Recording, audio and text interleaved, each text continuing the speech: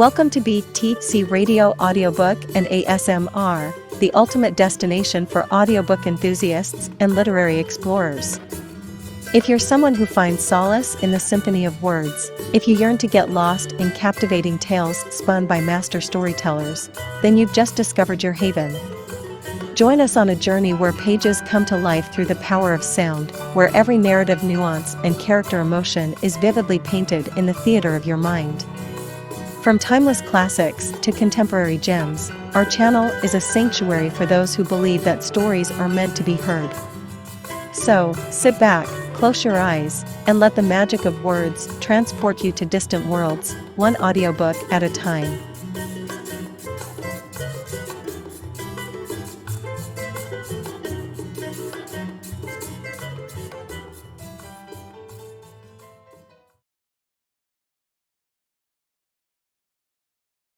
You are listening to continuation of The Secret of Chimneys by British writer Agatha Christie, first published in the UK by the Bodley Head in June 1925, and in the US by Dodd Mead and Company later in the same year.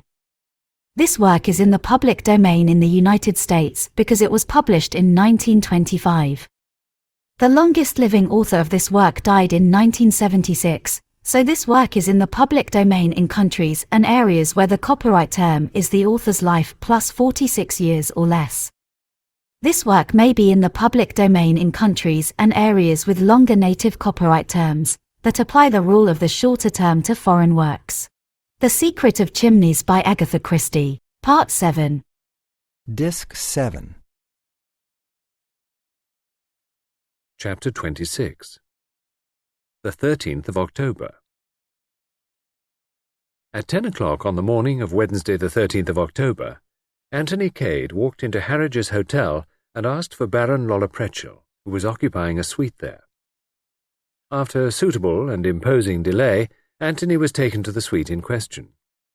The Baron was standing on the hearthrug in a correct and stiff fashion. Little Captain Andrassy, equally correct as to demeanour, but with a slightly hostile attitude, was also present. The usual bows, clicking of heels, and other formal greetings of etiquette took place. Anthony was by now thoroughly conversant with the routine. "You will forgive this early call, I trust, Baron?" he said cheerfully, laying down his hat and stick on the table. "As a matter of fact, I have a little business proposition to make to you." "Ah, is that so?" said the Baron. Captain Andrassy, who had never overcome his initial distrust of Anthony, looked suspicious. "Business," said Anthony, "is based on the well-known principle of supply and demand. You want something, the other man has it. The only thing left is to settle the price." The Baron looked at him attentively, but said nothing. "Between a Czechoslovakian nobleman and an English gentleman, the terms should be easily arranged," said Anthony rapidly. He blushed a little as he said it. Such words do not rise easily to an Englishman's lips. But he had observed on previous occasions the enormous effect of such phraseology upon the Baron's mentality. True enough, the charm worked. "That is so," said the Baron approvingly, nodding his head. "That is entirely so." Even Captain Andrassy appeared to unbend a little, and nodded his head also. "Very good," said Anthony. "I won't beat about the bush any more." "What is it you say?" interrupted the Baron. "To beat about the bush? I do not comprehend." "Oh, a mere figure of speech, Baron. To speak in plain English, you want the goods, we have them. The ship is all very well, but it lacks a figurehead. By the ship I mean the loyalist party of Czechoslovakia. At the present minute you lack the principal plank of your political programme. You are minus a prince. Now supposing, only supposing, that I could supply you with a prince." The Baron stared. "I do not comprehend you in the least," he declared. "Sir," said Captain Andrassy, twirling his moustache fiercely, "you are insulting." "Not at all," said Anthony. "I'm trying to be helpful. Supply and demand, you understand. It's all perfectly fair and square. No prince is supplied unless genuine. See trademark. If we come to terms, you'll find it's quite all right. I'm offering you the real genuine article. Out of the bottom drawer." "Not in the least," the Baron declared again. "Do I comprehend you?" "Oh, it really doesn't matter," said Anthony kindly. "I just want you to get used to the idea. To put it vulgarly, I've got something up my sleeve. Just get hold of this. You want a prince. Under certain conditions, I will undertake to supply you with one." The Baron and Andrassy stared at him. Antony took up his hat and stick again and prepared to depart. "Just think it over. Now, Baron, there is one thing further. You must come down to Chimneys this evening. Captain Andrassy also. Several very curious things are likely to happen there. Shall we make an appointment? Say, in the council chamber, at 9 o'clock? Thank you, gentlemen. I may rely upon you to be there?" The Baron took a step forward and looked searchingly in Antony's face. "Mr. Cade," he said, not without dignity, "it is not, I hope, that you wish to make fun of me." Antony returned his gaze steadily. "Baron," he said, and there was a curious note in his voice, "when this evening is over, I think you will be the first to admit that there is more earnest than jest about this business." Bowing to both men, he left the room. His next call was in the city, where he sent in his card to Mr. Hermann Isaacstein. After some delay, Antony was received by a pale and exquisitely dressed underling with an engaging manner and a military title. "You wanted to see Mr. Isaacstein, didn't you?" said the young man. "I'm afraid he's most awfully busy this morning. Board meetings and all that sort of thing, you know. Is it anything I can do?" "I must see him personally," said Antony, and added carelessly, "I've just come up from Chimneys." The young man was slightly staggered by the mention of Chimneys. "Oh," he said doubtfully. "Well, I'll see." "Tell him it's important," said Antony. "Message from Lord Caterham?" suggested the young man. "Something of the kind," said Antony, "but it's imperative that I should see Mr. Isaacstein at once." 2 minutes later, Antony was conducted into a sumptuous inner sanctum, where he was principally impressed by the immense size and roomy depths of the leather-covered armchairs. Mr. Isaacstein rose to greet him. "You must forgive my looking you up like this," said Antony. "I know that you're a busy man, and I'm not going to waste more of your time than I can help. It's just a little matter of business that I want to put before you." Isaacstein looked at him attentively for a minute or two, out of his beady black eyes. "Have a cigar," he said unexpectedly, holding out an open box. "Oh, thank you," said Antony. "I don't mind if I do." He helped himself. "It's about this Herzegovinian business," continued Antony, as he accepted a match. He noted the momentary flickering of the other's steady gaze. "The murder of Prince Michael must have rather upset the apple cart." Mr. Isaacstein raised one eyebrow, murmured, "Ah?" interrogatively, and transferred his gaze to the ceiling. "Oil," said Antony, thoughtfully surveying the polished surface of the desk. "Wonderful thing, oil." He felt the slight start the financier gave. "Do you mind coming to the point, Mr. Cade?" "Oh, not at all.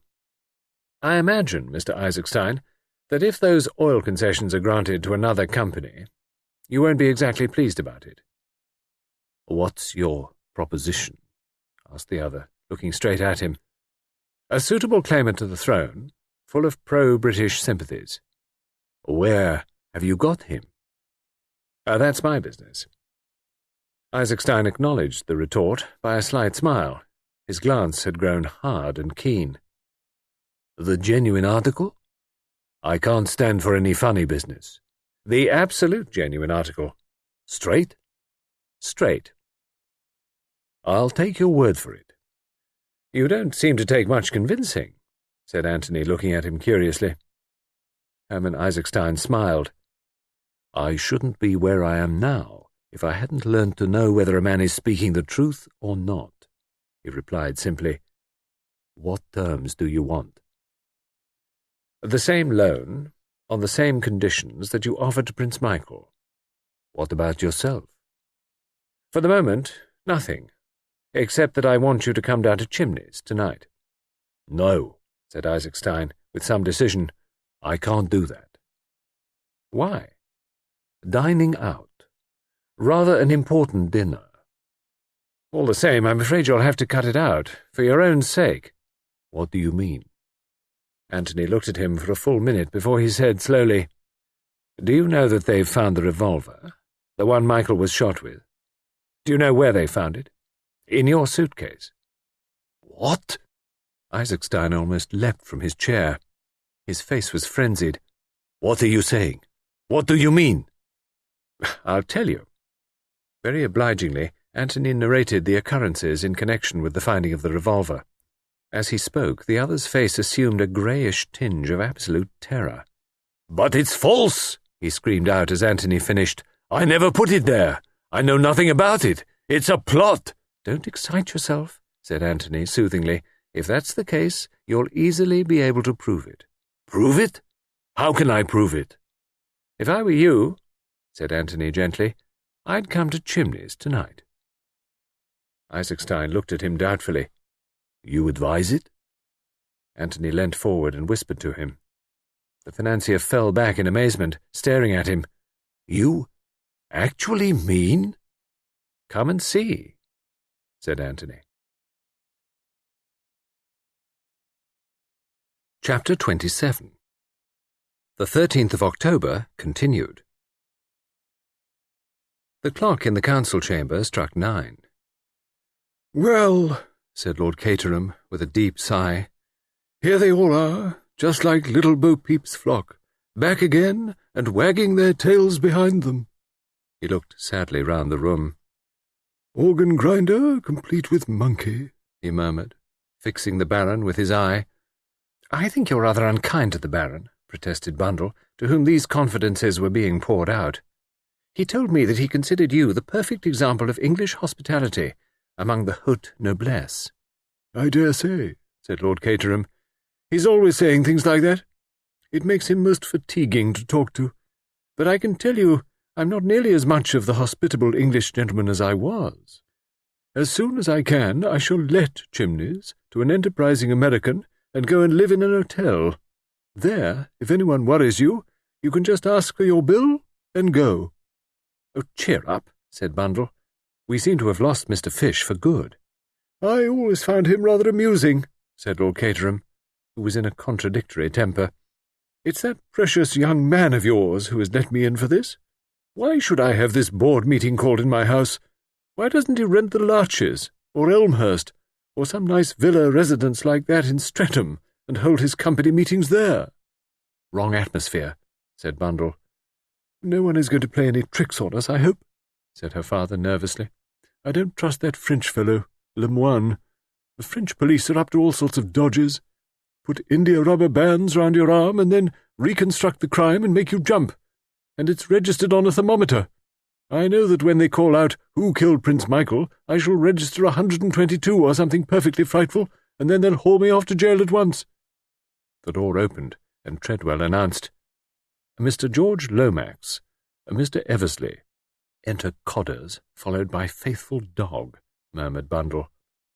Bill made a beeline for her, whilst George greeted Lord Caterham in the genial manner he assumed for public occasions. "My dear Caterham," said George, shaking him by the hand, "I got your message and came over, of course." "Very good of you, my dear fellow, very good of you. Delighted to see you." Lord Caterham's conscience always drove him to an excess of geniality when he was conscious of feeling none. "Not that it was my message, but that doesn't matter at all." In the meantime, Bill was attacking Bundle in an undertone. "I say, what's it all about? What's this I hear about Virginia bolting off in the middle of the night? She's not been kidnapped, has she?" "Oh, no," said Bundle. "She left a note pinned to her pincushion in the orthodox fashion." "She's not gone off with anyone else, has she? Not with that colonial Johnny? I never liked the fellow, and from all I hear, there seems to be an idea floating around that he himself is the super crook. But I don't quite see how that can be." "Why not?" "Well, this King Victor was a French fellow, and Cade's English enough. You don't happen to have heard that King Victor was an accomplished linguist, and moreover was half Irish? Oh, Lord. Then that's why he's made himself scarce, is it?" "I don't know about his making himself scarce. He disappeared the day before yesterday, as you know, but this morning we got a wire from him saying he would be down here at 9 p.m. tonight and suggesting that Codders should be asked over. All these other people have turned up as well, asked by Mr. Cade." "It is a gathering," said Bill, looking round. "One French detective by window, One English ditto by fireplace. Strong foreign element. The Stars and Stripes don't seem to be represented. Bundle shook her head. Mr. Fish has disappeared into the blue. Virginia's not here either. But everyone else is assembled, and I have a feeling in my bones, Bill, that we are drawing very near to the moment when somebody says, "James, the footman," and everything is revealed. We're only waiting now for Anthony Cade to arrive. Oh, he'll never show up, said Bill. Then why call this company meeting, as Father calls it? Ah, there's some deep idea behind that. Depend upon it. Wants us all here while he's somewhere else. You know the sort of thing. You don't think he'll come, then? No fear. Run his head into the lion's mouth? Why, the room's bristling with detectives and high officials. You don't know much about King Victor, if you think that would deter him. By all accounts, it's the kind of situation he loves above all, and he always manages to come out on top. Mr. Eversley shook his head doubtfully. That would take some doing, with the dice loaded against him. He'll never— The door opened again, and Treadwell announced, "Mr. Cade."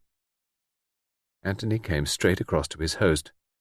"Lord Caterham," he said, "I'm giving you a frightful lot of trouble, and I'm awfully sorry about it. But I really do think that tonight we'll see the clearing up of the mystery." Lord Caterham looked mollified. He had always had a secret liking for Anthony. "Oh, no trouble at all," he said heartily. "It's very kind of you," said Anthony. "We're all here, I see. Then I can get on with the good work." "I don't understand," said George Lomax weightily. "I don't understand in the least. This is all very irregular. Mr. Cade has no standing whatever. The position is a very difficult and delicate one. I am strongly of the opinion—" George's flood of eloquence was arrested. Moving unobtrusively to the great man's side, Superintendent Battle whispered a few words in his ear. George looked perplexed and baffled. "Very well, if you say so," he remarked grudgingly, then added in a louder tone, "I'm sure we're all willing to listen to what Mr. Cade has to say." Anthony ignored the palpable condescension of the other's tone. "Oh, it's just a little idea of mine, that's all," he said cheerfully. "Probably all of you know that we got hold of a certain message in cipher the other day. There was a reference to Richmond, and some numbers." He paused. "Well, we had a shot at solving it, and we failed. Now, in the late Count Stilptich's memoirs, which I happen to have read, there is a reference to a certain dinner, a flower dinner, which everyone attended wearing a badge representing a flower. The Count himself wore the exact duplicate of that curious device we found in the cavity in the secret passage. It represented a rose. If you remember, it was all rows of things. Buttons, letter E's, and finally, rows of knitting. Now, gentlemen, what is there in this house that is arranged in rows? Books. Isn't that so? Add to that in the catalogue of Lord Caterham's library there is a book called The Life of the Earl of Richmond, and I think you will get a very fair idea of the hiding place. Starting at the volume in question and using the numbers to denote shelves and books, I think you will find that the object of our search is concealed in a dummy book or in a cavity behind a particular book." Anthony looked round modestly, obviously waiting for applause. "Upon my word, that's very ingenious," said Lord Caterham. "Quite ingenious," admitted George condescendingly. "But it remains to be seen." Anthony laughed. "The proof of the pudding's in the eating, eh? Well, I'll soon settle that for you." He sprang to his feet. "I'll go to the library." He got no farther. Monsieur Lemoine moved forward from the window. "Just one moment, Mr. Cade. You permit, Lord Caterham?" He went to the writing table and hurriedly scribbled a few lines. He sealed them up in an envelope and then rang the bell. Treadwell appeared in answer to it. Lemoine handed him the note. "See that is delivered at once, if you please." "Very good, sir," said Treadwell. With his usual dignified tread, he withdrew. Anthony, who had been standing irresolute, sat down again. "What's the big idea, Lemoine?" he asked gently. There was a sudden sense of strain in the atmosphere. "If the jewel is where you say it is, well, it has been there for over 7 years. A quarter of an hour more does not matter." "Go on," said Anthony. "That wasn't all you wanted to say." "No, it was not. At this juncture it is unwise to permit any one person to leave the room, especially if that person has rather questionable antecedents." Anthony raised his eyebrows and lighted a cigarette. "I suppose a vagabond life is not very respectable," he mused. 2 months ago, Mr. Cade, you were in South Africa. That is admitted. Where were you before that?" Anthony leaned back in his chair, idly blowing smoke rings. "Canada. Wild Northwest." "Are you sure you were not in prison?" "A French prison?" Automatically, Superintendent Battle moved a step nearer the door, as if to cut off a retreat that way. But Anthony showed no signs of doing anything dramatic. Instead, he stared at the French detective, then burst out laughing. "My poor Lemoine, it is a monomania with you. You do indeed see King Victor everywhere. So you fancy that I am that interesting gentleman. Do you deny it?" Anthony brushed a fleck of ash from his coat sleeve. "I never deny anything that amuses me," he said lightly. "But the accusation is really too ridiculous." "Ah, you think so?" The Frenchman leant forward.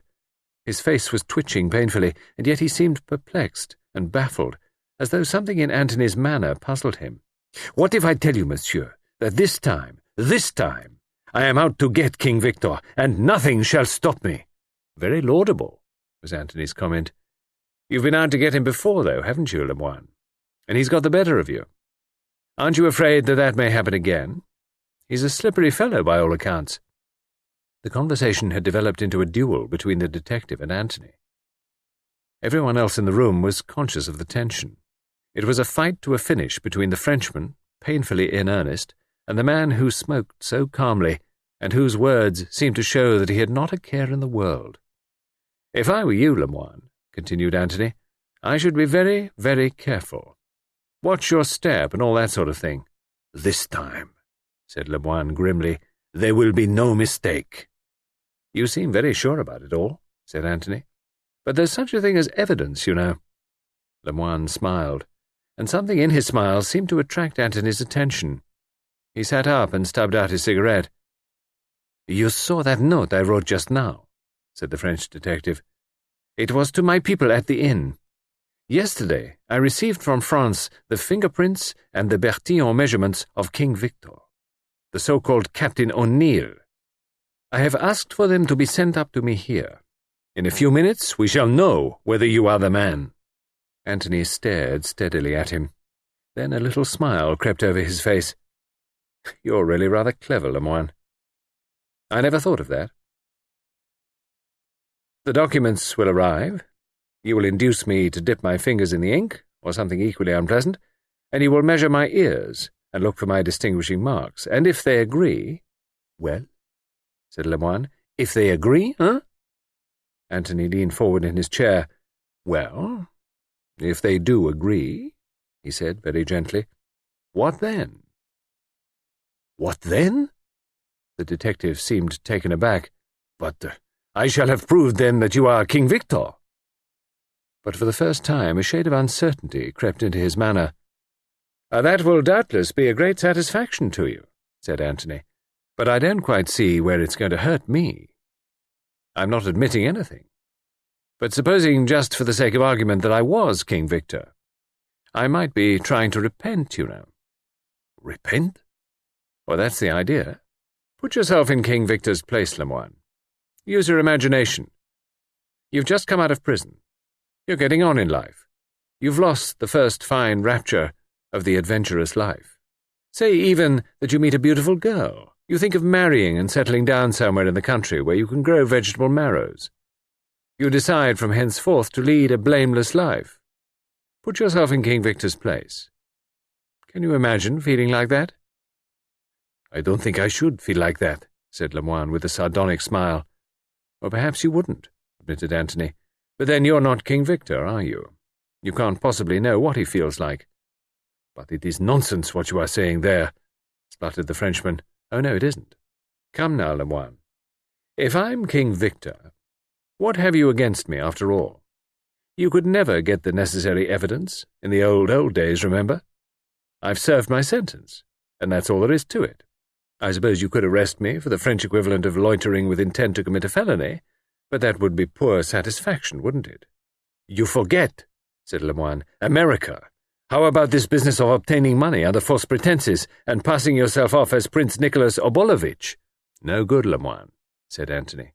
I was nowhere near America at the time, and I can prove that easily enough. If King Victor impersonated Prince Nicholas in America, then I'm not King Victor. You're sure he was impersonated? That it wasn't the man himself? Superintendent Battle suddenly interposed. The man was an impostor, all right, Mr. Cade. I wouldn't contradict you, Battle, said Antony. You have such a habit of always being right.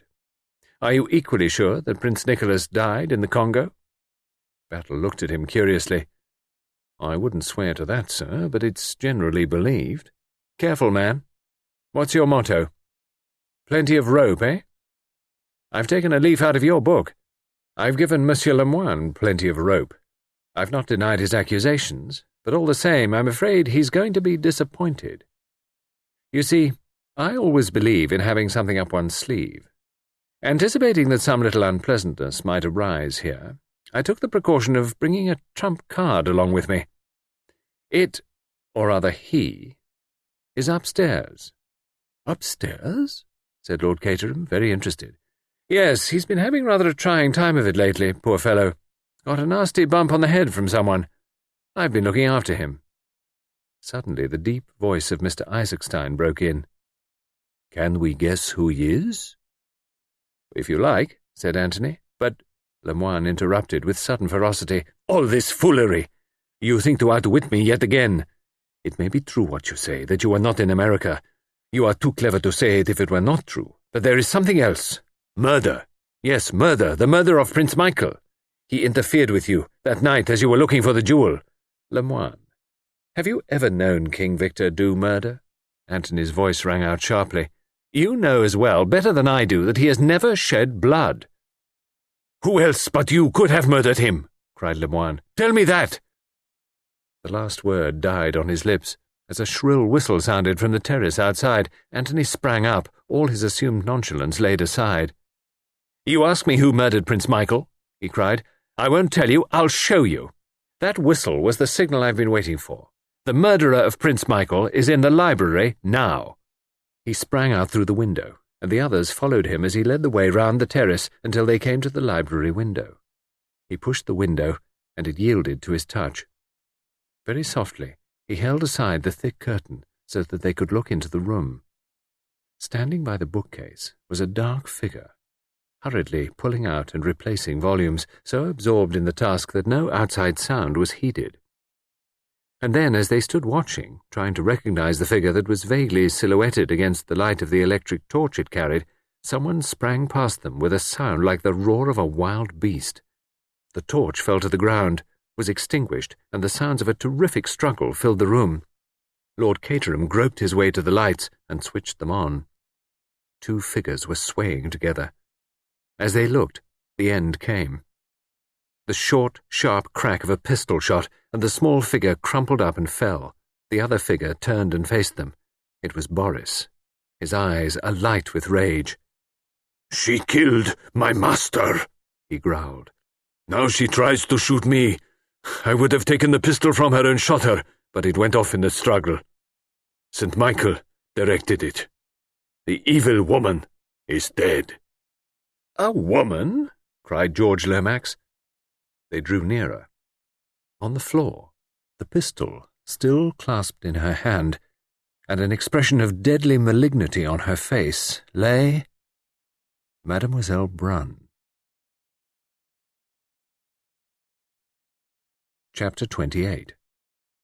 King Victor. "I suspected her from the first," explained Antony. "There was a light in her room on the night of the murder. Afterwards I wavered. I made inquiries about her in Brittany, and came back satisfied that she was what she represented herself to be. I was a fool. Because the Comtesse de Breteuil had employed a Mademoiselle Brunn and spoke highly of her, It never occurred to me that the real Mademoiselle Brun might have been kidnapped on her way to her new post, and that it might be a substitute taking her place. Instead, I shifted my suspicions to Mr. Fish. It was not until he had followed me to Dover, and we had had a mutual explanation, that I began to see clearly. Once I knew that he was a Pinkerton's man, trailing King Victor, my suspicions swung back again to their original object. The thing that worried me most was that Mrs. Revel had definitely recognized the woman.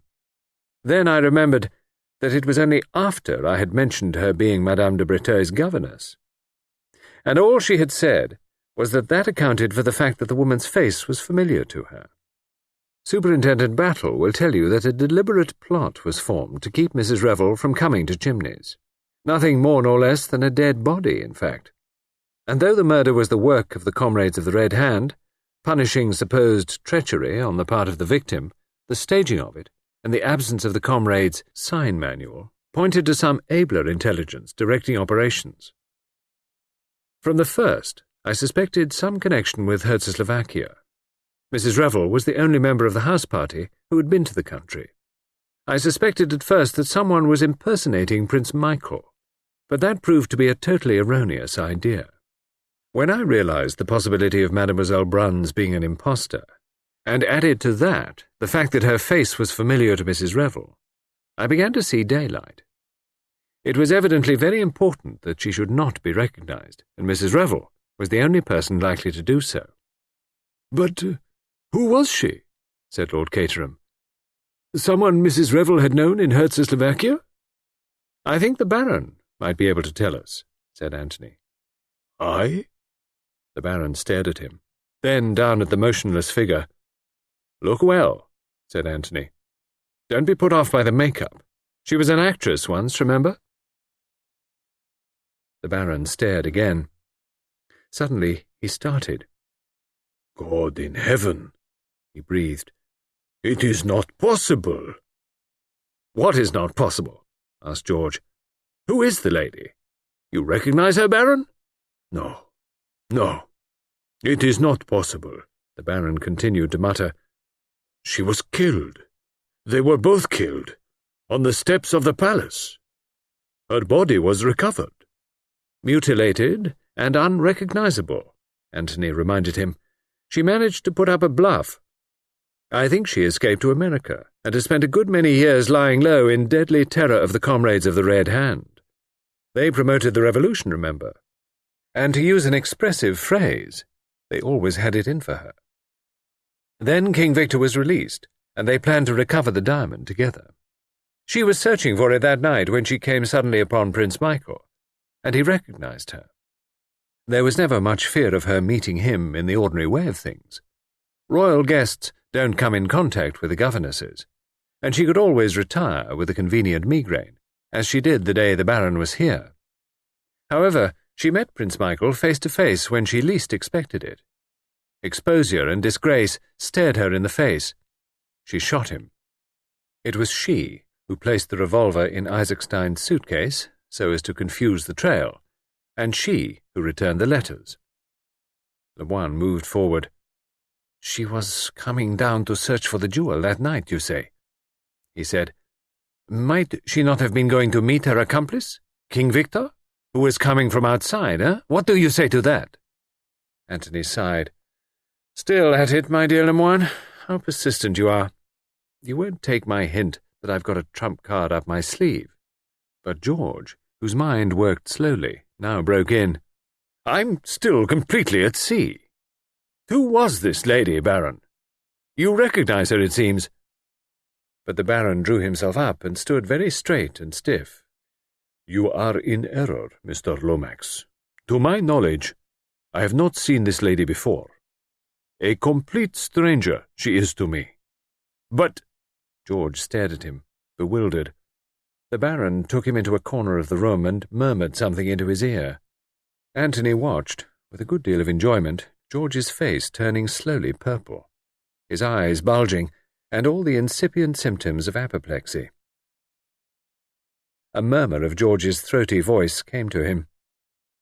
Certainly, by all means. No need at all. Complicated situation. Utmost discretion. Ah! Lemoine hit the table sharply with his hand. I do not care about all this. The murder of Prince Michael, that was not my affair. I want King Victor. Antony shook his head gently. I'm sorry for you, Lemoine. You're really a very able fellow, but all the same, you're going to lose the trick. I'm about to play my trump card. He stepped across the room and rang the bell. Treadwell answered it. A gentleman arrived with me this evening, Treadwell. Yes, sir. A foreign gentleman. Quite so. Will you kindly ask him to join us here as soon as possible? Yes, sir. Treadwell withdrew. Entry of the trump card. The mysterious Monsieur X, remarked Antony. Who is he? Can anyone guess? Putting two and two together, said Hermann Isaacstein, what with your mysterious hints this morning and your attitude this afternoon, I should say there was no doubt about it. Somehow or other, you've managed to get hold of Prince Nicholas of Czechoslovakia. You think the same, Baron? I do. Unless yet another impostor you have put forward. But that I will not believe. With me, your dealings most honourable have been. Thank you, Baron. I shan't forget those words. So, you were all agreed? His eyes swept round the circle of waiting faces. Only Lemoine did not respond, but kept his eyes fixed sullenly on the table.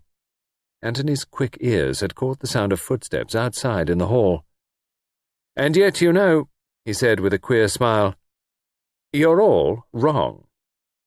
He crossed swiftly to the door and flung it open. A man stood on the threshold, a man with a neat black beard, eyeglasses, and a foppish appearance, slightly marred by a bandage round the head. Allow me to present to you the real Monsieur Lemoine of the Sûreté. There was a rush and a scuffle, and then the unmistakable tones of Mr. Hiram Fish rose bland and reassuring from the window. No, you don't, Sonny. Not this way. I've been stationed here this whole evening for the particular purpose of preventing your escape. You will observe that I have you covered well and good with this gun of mine. I came over to get you, and I've got you. But you sure are some lad. Chapter 29. Further explanations.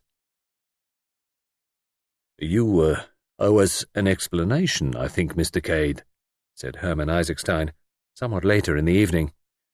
Well, there's nothing much to explain, said Antony modestly. I went to Dover, and Fish followed me under the impression that I was King Victor. We found a mysterious stranger imprisoned there, and as soon as we heard his story, we knew where we were. The same idea again, you see. The real man kidnapped, and the false one, in this case King Victor himself, takes his place. But it seems that Battle here always thought there was something fishy about his French colleague, and wired to Paris for his fingerprints and other means of identification. Ah, cried the Baron, the fingerprints, the Bertillon measurements that scoundrel talked about. It was a clever idea, said Antony. I admired it so much that I felt forced to play it up. Besides, my doing so puzzled the false Lemoine enormously. You see, as soon as I had given the tip about the rose, and where the jewel really was, he was keen to pass on the news to his accomplice, and at the same time to keep us all in that room. The note was really to Mademoiselle Brun. He told Treadwell to deliver it at once, and Treadwell did so by taking it upstairs to the schoolroom. Lemoine accused me of being King Victor, by that means creating a diversion and preventing anyone from leaving the room. By the time all that had been cleared up and we adjourned to the library to look for the stone, he flattered himself that the stone would no longer be there to find. George cleared his throat. I must say, Mr. Cade, he said pompously, that I consider your action in that matter highly reprehensible. If the slightest hitch had occurred in your plans, one of our national possessions might have disappeared beyond the hope of recovery. It was foolhardy, Mr. Cade. Reprehensibly foolhardy. I guess you haven't tumbled to the little idea, Mr. Lomax, said the drawling voice of Mr. Fish. That historic diamond was never behind the books in the library. Never? Not on your life. You see, explained Antony, that little device of Count Stilptich's stood for what it had originally stood for. A rose. When that dawned upon me on Monday afternoon, I went straight to the rose garden. Mr. Fish had already tumbled to the same idea. If, standing with your back to the sundial, you take 7 paces straight forward, then 8 to the left and 3 to the right, you come to some bushes of a bright red rose called Richmond. The house has been ransacked to find a hiding place, but nobody has thought of digging in the garden. I suggest a little digging party tomorrow morning. Then the story about the books in the library. An invention of mine to trap the lady. Mr. Fish kept watch on the terrace and whistled when the psychological moment had arrived. I may say that Mr. Fish and I established martial law at the Dover house and prevented the comrades from communicating with the false Lemoine. He sent them an order to clear out, and word was conveyed to him that this had been done. So he went happily ahead with his plans for denouncing me. "Well, well," said Lord Caterham cheerfully, "everything seems to have been cleared up most satisfactorily." "Everything but one thing," said Mr. Isaacstein. "What is that?" The great financier looked steadily at Antony. "What did you get me down here for? Just to assist at a dramatic scene as an interested onlooker?" Antony shook his head. "No, Mr. Isaacstein. You're a busy man whose time is money. Why did you come down here originally?" "To negotiate a loan." "With whom?" "Prince Michael of Czechoslovakia." "Exactly. Prince Michael is dead. Are you prepared to offer the same loan on the same terms to his cousin Nicholas?" "Can you produce him? I thought he was killed in the Congo." "He was killed, all right." "I killed him." "Oh, no. I'm not a murderer. When I say I killed him, I mean that I spread the report of his death. I promised you a prince, Mr. Isaacstein. Will I do?" "You?" "Yes, I'm the man. Nicholas Sergius Alexander Ferdinand Abolovich. Rather long for the kind of life I proposed to live, so I emerged from the Congo as plain Antony Cade." Little Captain Andrassy sprang up. "But this is incredible! Incredible!" he spluttered. "Have a care, sir, what you say." "I can give you plenty of proofs," said Antony quietly. "I think I shall be able to convince the Baron here." The Baron lifted his hand. "Your proofs I will examine, yes. But of them for me there is no need. Your word alone sufficient for me is. Besides, your English mother you much resemble. All along I have said, this young man, on one side or the other, most highly born is." "You've always trusted my word, Baron," said Antony. "I can assure you that in the days to come I shall not forget." Then he looked over at Superintendent Battle, whose face had remained perfectly expressionless. "You can understand," said Antony with a smile, "that my position has been extremely precarious. Of all those in the house, I might be supposed to have the best reason for wishing Michael Abolovich out of the way, since I was the next heir to the throne. I've been extraordinarily afraid of Battle all along. I always felt that he suspected me, but that he was held up by lack of motive." "I never believed for a minute that you'd shot him, sir," said Superintendent Battle. "We've got a feeling in such matters. But I knew that you were afraid of something, and you puzzled me.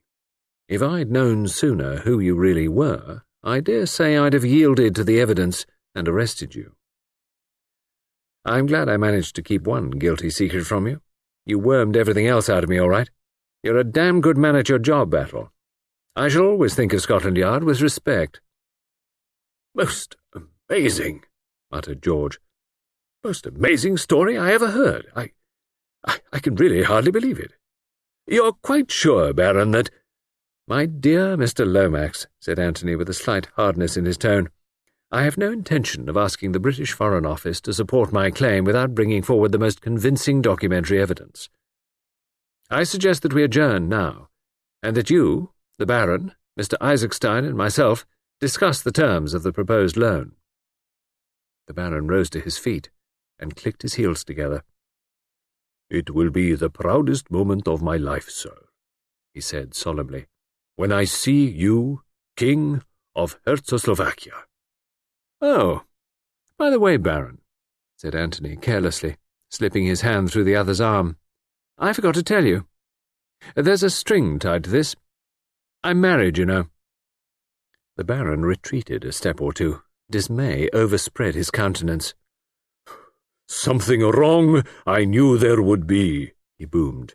"Merciful God in heaven! He has married a black woman in Africa." "Come, it's not so bad as all that," said Anthony, laughing. "She's white enough. White all through, bless her." "Good. A respectable, morganatic affair it can be, then." "Not a bit of it. She's to play queen to my king. It's no use shaking your head. She's fully qualified for the post. She's the daughter of an English peer, who dates back to the time of the Conqueror. It's very fashionable just now for royalties to marry into the aristocracy, and she knows something of Czechoslovakia." "My God!" cried George Lomax, startled out of his usual careful speech. Not Virginia Revel?" "Yes," said Anthony, "Virginia Revel." "My dear fellow," cried Lord Caterham, "I mean, sir, I congratulate you. I do indeed. A delightful creature." "Thank you, Lord Caterham," said Anthony. "She's all you say, and more." But Mr. Isaacstein was regarding him curiously. "You'll excuse my asking, Your Highness, but when did this marriage take place?" Anthony smiled back at him. "As a matter of fact," he said, "I married her this morning." Chapter 30. Anthony signs on for a new job. "If you will go on, gentlemen, I will follow you in a minute," said Anthony. He waited while the others filed out, and then turned to where Superintendent Battle was standing, apparently absorbed in examining the panelling. "Well, Battle? Want to ask me something, don't you?" "Well, I do, sir. Though I don't know how you knew I did, but I always marked you out as being especially quick on the uptake. I take it that the lady who is dead was the late Queen Viraga." "Quite right, Battle. It'll be hushed up, I hope. You can understand what I feel about family skeletons." "Trust Mr. Lomax for that, sir. No one will ever know. That is, a lot of people will know, but it won't get about." "Was that what you wanted to ask me about?" "No, sir. That was only in passing. I was curious to know just what made you drop your own name, if I'm not taking too much of a liberty." "Oh, not a bit of it. I'll tell you. I killed myself for the purest motives, Battle. My mother was English. I'd been educated in England, and I was far more interested in England than in Czechoslovakia, and I felt an absolute fool knocking about the world with a comic opera title tacked onto me. You see, when I was young, I had democratic ideas, believed in the purity of ideals, the equality of all men. I especially disbelieved in kings and princes." "And since then?" asked Battle shrewdly. "Oh, since then I've travelled and seen the world. There's damned little equality going about. Mind you, I still believe in democracy, but you've got to force it on people with a strong hand, ram it down their throats. Men don't want to be brothers. They may some day, but they don't now. My belief in the brotherhood of man died the day I arrived in London last week, when I observed people standing in a tube train, resolutely refusing to move up and make room for those who entered. You won't turn people into angels by appealing to their better natures, just yet a while. But by judicious force, you can coerce them into behaving more or less decently to one another, to go on with. I still believe in the brotherhood of man, but it's not coming yet a while. Say another 10,000 years or so? It's no good being impatient. Evolution is a slow process." "I'm very interested in these views of yours, sir," said Battle with a twinkle. "And if you'll allow me to say so, I'm sure you'll make a very fine king out there." "Thank you, Battle," said Anthony with a sigh. "You don't seem very happy about it, sir." "Oh, I don't know. I dare say it'll be rather fun. But it's tying oneself down to regular work. I've always avoided that before. But you consider it your duty, I suppose, sir. Good Lord, no. What an idea. It's a woman. It's always a woman battle. I do more than be a king for her sake. Quite so, sir. I've arranged it so that the Baron and Isaac Stein can't kick. The one wants a king, and the other wants oil. They'll both get what they want, and I've got— Oh, Lord Battle. Have you ever been in love? I am much attached to Mrs. Battle, sir. Much attached to Mrs. Oh, you don't know what I'm talking about. It's entirely different. Excuse me, sir. That man of yours is waiting outside the window. Boris? So he is. He's a wonderful fellow. It's a mercy that pistol went off in the struggle and killed the lady. Otherwise Boris would have wrung her neck as sure as fate, and then you would have wanted to hang him. His attachment to the Abolovitch dynasty is remarkable. The queer thing was that as soon as Michael was dead, he attached himself to me, and yet he couldn't possibly have known who I really was. Instinct, said Battle, like a dog. Very awkward instinct, I thought it, at the time. I was afraid it might give the show away to you. I suppose I'd better see what he wants. He went out through the window. Superintendent Battle, left alone, looked after him for a minute, then, apparently, addressed the panelling. He'll do, said Superintendent Battle. Outside, Boris explained himself. Master, he said, and led the way along the terrace. Anthony followed him, wondering what was forward. Presently Boris stopped and pointed with his forefinger. It was moonlight, and in front of them was a stone seat, on which sat two figures. He is a dog, said Anthony to himself, and what's more, a pointer. He strode forward. Boris melted into the shadows. The two figures rose to meet him. One of them was Virginia. The other— Hello, Joe, said a well-remembered voice. This is a great girl of yours. Jimmy McGrath, by all that's wonderful, cried Anthony. How in the name of fortune did you get here? That trip of mine into the interior went phut. Then some Apaches came monkeying around. Wanted to buy that manuscript off me. Next thing, I, as near as nothing, got a knife in the back one night. That made me think that I'd handed you out a bigger job than I knew. I thought you might need help, and I came along after you by the very next boat. Wasn't it splendid of him? Said Virginia. She squeezed Jimmy's arm. Why didn't you ever tell me how frightfully nice he was? You are, Jimmy. You're a perfect dear. Oh, you two seem to be getting along all right, said Anthony. Sure thing, said Jimmy.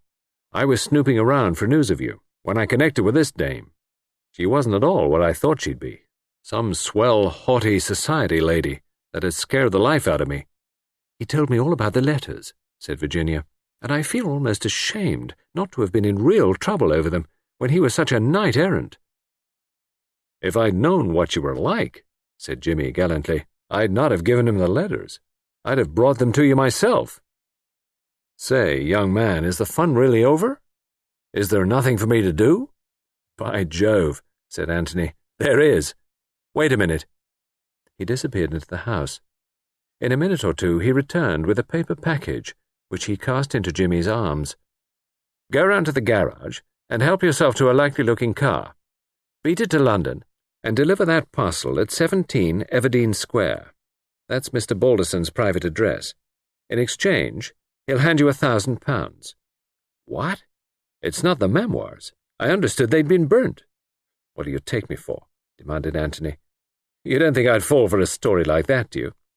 I rang up the publishers at once, found out that the other was a fake call, and arranged accordingly. I made up a dummy package, as I'd been directed to do, but I put the real package in the manager's safe and handed over the dummy. The memoirs have never been out of my possession. Bully for you, my son, said Jimmy. Oh, Anthony, cried Virginia. You're not going to let them be published? I can't help myself. I can't let a pal like Jimmy down. But you needn't worry. I've had time to wade through them, and I see now why people always hint that bigwigs don't write their own reminiscences but hire someone to do it for them. As a writer, Stilptich is an insufferable bore. He proses on about statecraft, and doesn't go in for any racy and indiscreet anecdotes. His ruling passion for secrecy held strong to the end. There's not a word in the memoirs from beginning to end to flutter the susceptibilities of the most difficult politician. I rang up Balderson today and arranged with him that I'd deliver the manuscript tonight before midnight. But Jimmy can do his own dirty work now that he's here. I'm off, said Jimmy. I like the idea of that £1,000, especially when I'd made up my mind it was down and out. Half a second, said Anthony. I've got a confession to make to you, Virginia. Something that everyone else knows, but I haven't told you yet. I don't mind how many strange women you've loved, so long as you don't tell me about them. Women, said Anthony, with a virtuous air. Women, indeed. You asked James here what kind of women I was going about with the last time he saw me. Frumps, said Jimmy solemnly. Utter frumps. Not one a day under 45. Thank you, Jimmy, said Anthony. You're a true friend. No, it's much worse than that. I've deceived you as to my real name. Is it very dreadful? Said Virginia with interest. It isn't something like Pobbles, is it? Fancy being called Mrs. Pobbles. You're always thinking the worst of me. I admit that I did once think you were King Victor, but only for about a minute and a half. Oh, by the way, Jimmy, I've got a job for you. Gold prospecting in the rocky fastnesses of Czechoslovakia? Is there gold there? Asked Jimmy eagerly.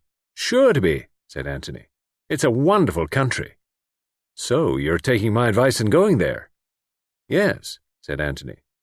Your advice was worth more than you knew. Now for the confession. I wasn't changed at nurse, or anything romantic like that, but nevertheless, I am really Prince Nicholas Obolovich of Czechoslovakia. Oh, Anthony, cried Virginia, how perfectly screaming! And I've married you. What are we going to do about it? We'll go to Czechoslovakia and pretend to be kings and queens. Jimmy McGrath once said that the average life of a king or queen out there is under 4 years. I hope you don't mind. Mind? Cried Virginia. I shall love it. Isn't she great? Murmured Jimmy. Then discreetly he faded into the night. A few minutes later, the sound of a car was heard. Nothing like letting a man do his own dirty work, said Anthony with satisfaction. Besides, I didn't know how else to get rid of him. Since we were married, I've not had 1 minute alone with you. We'll have a lot of fun, said Virginia, teaching the brigands not to be brigands, and the assassins not to assassinate, and generally improving the moral tone of the country. I like to hear these pure ideals, said Anthony. It makes me feel my sacrifice has not been in vain. Rot, said Virginia calmly. You'll enjoy being a king. It's in your blood, you know. You were brought up to the trade of royalty, and you've got a natural aptitude for it, just like plumbers have a natural bent for plumbing. I never think they have, said Anthony. But damn it all, don't let's waste time talking about plumbers. Do you know that at this very minute I'm supposed to be deep in conference with Isaacstein and old Lollipop? They want to talk about oil. Oil, my God. They can just await my kingly pleasure.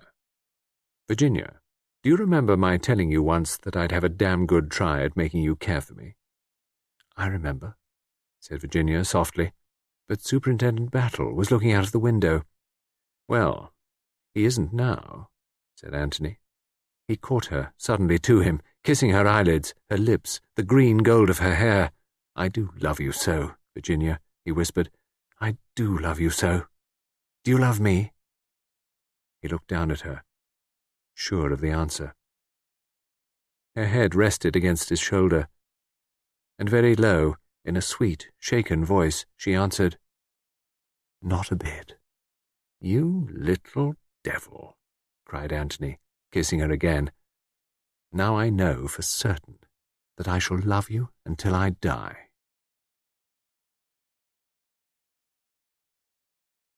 Chapter 31. Sundry Details. Scene, Chimneys, 11 a.m., Thursday morning. Johnson, the police constable, with his coat off, digging. Something in the nature of a funeral feeling seems to be in the air. The friends and relations stand round the grave that Johnson is digging. George Lomax has the air of the principal beneficiary under the will of the deceased. Superintendent Battle, with his immovable face, seems pleased that the funeral arrangements have gone so nicely. As the undertaker, it reflects credit upon him. Lord Caterham has that solemn and shocked look which Englishmen assume when a religious ceremony is in progress. Mr. Fish does not fit into the picture so well. He is not sufficiently grave. Johnson bends to his task. Suddenly, he straightens up.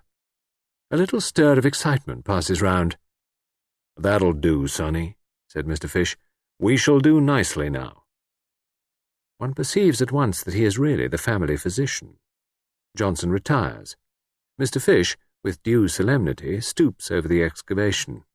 The surgeon is about to operate. He brings out a small canvas package. With much ceremony, he hands it to Superintendent Battle. The latter, in his turn, hands it to George Lomax.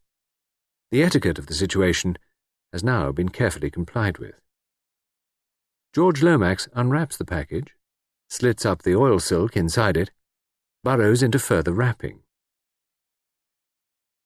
For a moment he holds something on the palm of his hand, then quickly shrouds it once more in cotton wool. He clears his throat. "At this auspicious moment," he begins, with the clear delivery of the practised speaker.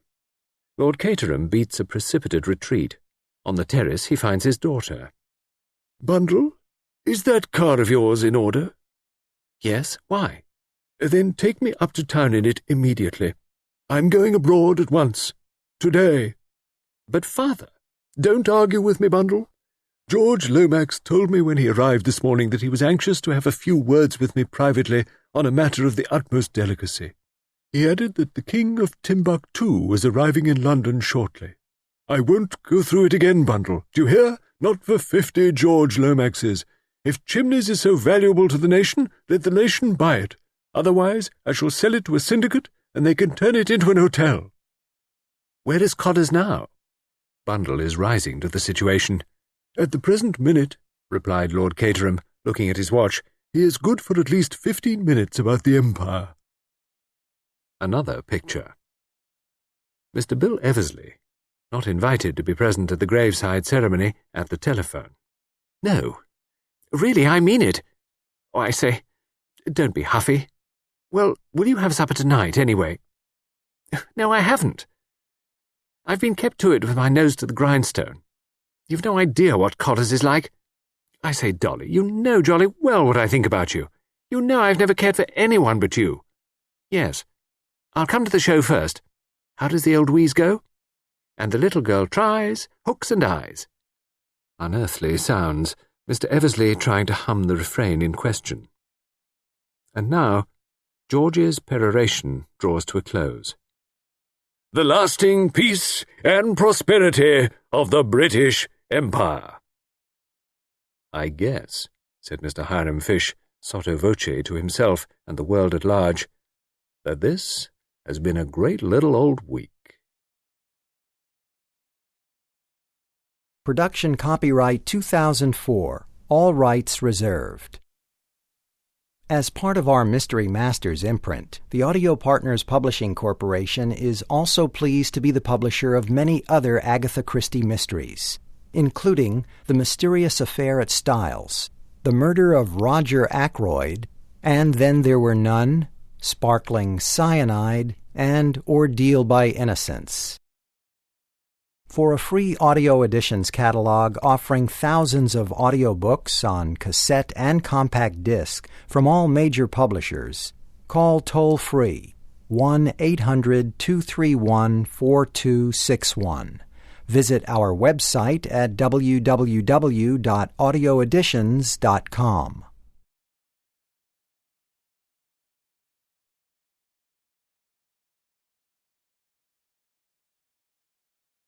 This is end of part 7. Dear listeners, to a world where words transcend time, and stories become living legacies. Imagine yourself embarking on a journey through the vast landscapes of literature, where every sentence is a brushstroke on the canvas of imagination. This is not just an audiobook, it's a portal to the realms of human creativity, a gateway to the treasure troves of wisdom and wonder that the written word holds. In this age of rapid digital transformation, we find ourselves at a crossroads between tradition and innovation. While the pages of books continue to whisper tales of centuries gone by, technology has bestowed upon us the power to breathe new life into these timeless narratives. We stand as custodians of cultural heritage, dedicated to preserving the artistry of the written word in the form of audiobooks. With each meticulously narrated sentence, we bridge the gap between generations, inviting you to partake in an enriching experience that knows no boundaries. The magic of audiobooks lies in their ability to transcend physical barriers, reaching the farthest corners of the globe, connecting souls through shared stories and shared emotions. By supporting us through your listenership, you become a part of this noble endeavor, a guardian of literature's gem. Your participation ensures that the echoes of classic tales, thought-provoking narratives, and profound insights are not lost to the sands of time.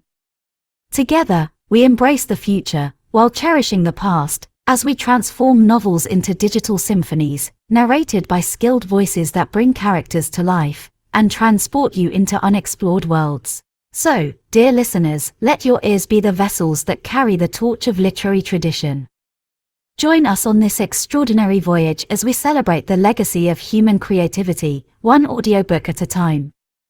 Your choice to listen is a vote for the preservation of cultural heritage, a pledge to keep the flame of storytelling alive. Welcome to a new chapter in the book of boundless imagination. Your journey awaits. Please do not forget to subscribe our channel and share these audiobooks with your friends and family. Thanks for listening to BTC Radio Audiobook ASMR.